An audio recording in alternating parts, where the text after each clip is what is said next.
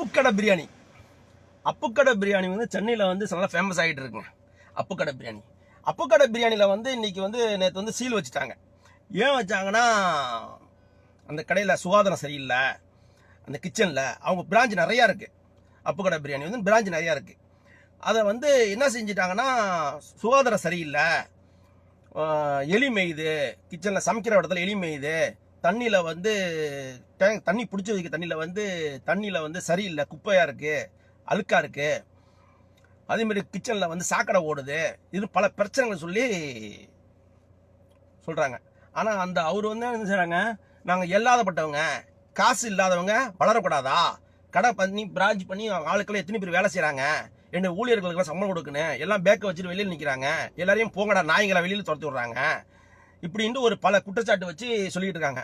வீடியோவை பாருங்க எப்படி இருக்குன்னு. அவங்க செய்கிற வீடியோலாம் பார்த்துட்டு வாங்க. எல்லாம் இப்படி தான் இருக்குது. ஒரு கதறாரு, அதை பார்த்தா நமக்கு ஒரு பாவமாக இருக்குது. அது எதனால் செய்கிறாங்க, என்னது செய்கிறாங்க, எல்லா கிச்சன்லேயும் எல்லா இடத்துலையுமே இப்படி தான் இருக்கும். நிறைய பெரிய பெரிய ஹோட்டல்லாம் பார்த்தீங்கன்னா இப்போ சில இடத்துல இப்படி தான் இருக்கும். அதனால வந்து சில குடுக்கல் வாங்கல் பிரச்சனையா இல்லை உண்மை தன்மை என்னான்னு தெரியலங்க. ரொம்ப பார்க்கறதுக்கே கொடூரமாக இருக்கு. என்னன்னு பாருங்க.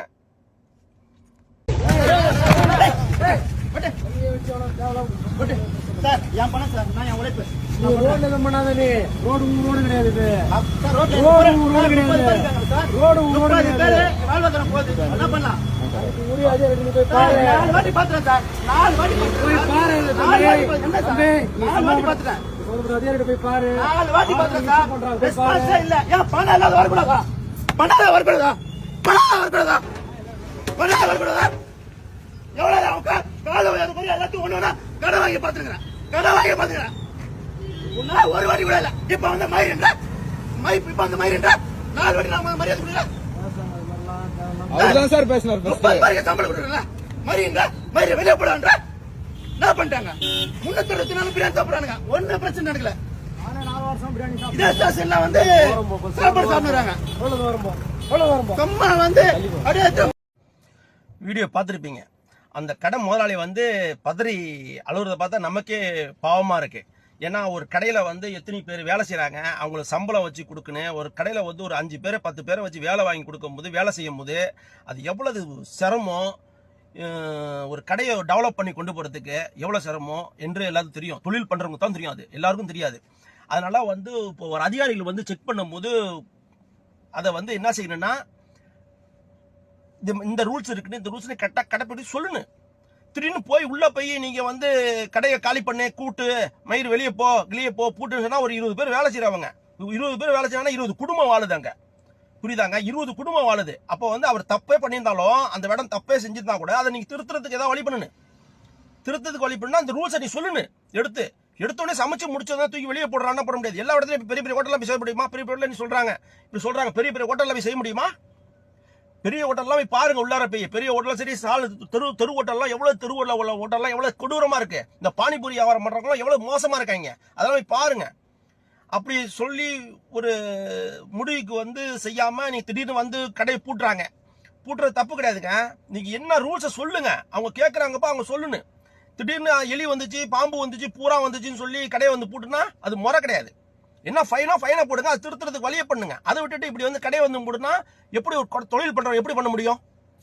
இது வந்து திட்டம் போட்டு மூடுறது, திட்டம் போட்டு மூடிட்டாங்க. இது போல பெரிய பெரிய ஹோட்டலு, பெரிய பெரிய கடையெல்லாம் போய் செக் பண்ணி மூட முடியுமா? அவங்க மூட முடியாது. எவ்வளவு கடை இன்னைக்கு ரோட்டோரமா நடக்குது, பானிபூரி விற்கிற கடையெல்லாம் பாருங்க, அவ்வளவு மோசமா கொடூரமா இருக்கு. எல்லா கடையும் மூட முடியுமா? அவங்க மூட மாட்டாங்க. யாராவது இது மாதிரி இல்லாதப்பட்டவங்க யாராவது வளர்ச்சி வந்தா தடுக்குவாங்க. மாசம் மந்த்லி பணம் கொடுக்கணும். பணம் கொடுக்கலன்னா இதே மாதிரி நடக்கும். அதுவும் பேச்சுவார்த்தை நடத்திருக்காங்க. அந்த ஒரு குழு சொல்லியிருக்கு, பேச்சுவார்த்தை நடத்திருக்காங்க. இதே மாதிரி மாசம் இவ்வளவு பணம் கொடுக்கணும், கொடுத்துருக்கேன், எல்லாம் சரி கட்டிடுவோன்னு சொல்லி.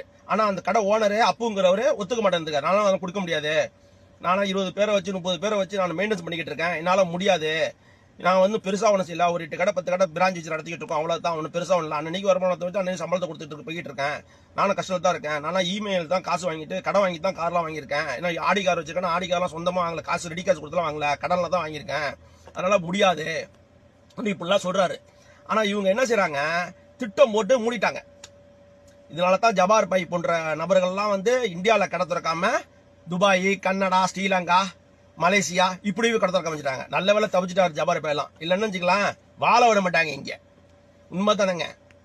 பாருங்க வீடியோவை, கொடூரங்க. இதெல்லாம் வந்து ஒரு சமைச்சு ஒரு கடையை வந்து இப்படி மூடுறதெல்லாம், ஒரு தொழிலை உருவாக்குறதுலாம் எவ்வளவு கஷ்டம். அதை உருவாக்குற 20 பேரை வச்சு 30 பேர் வச்சு வேலை வாங்குறது எவ்வளவு கஷ்டம் பாரு, புரிஞ்சுங்க. பாய். இது போல பெரிய பெரிய கடைக்கெல்லாம் ரைடு போவாங்களாண்டா? பார்த்தா போவாங்களா என்னன்னு சந்தேகம் தான். போவேன்னு சொல்லியிருக்காங்க. பார்ப்போம் என்ன நடக்குதுன்னு.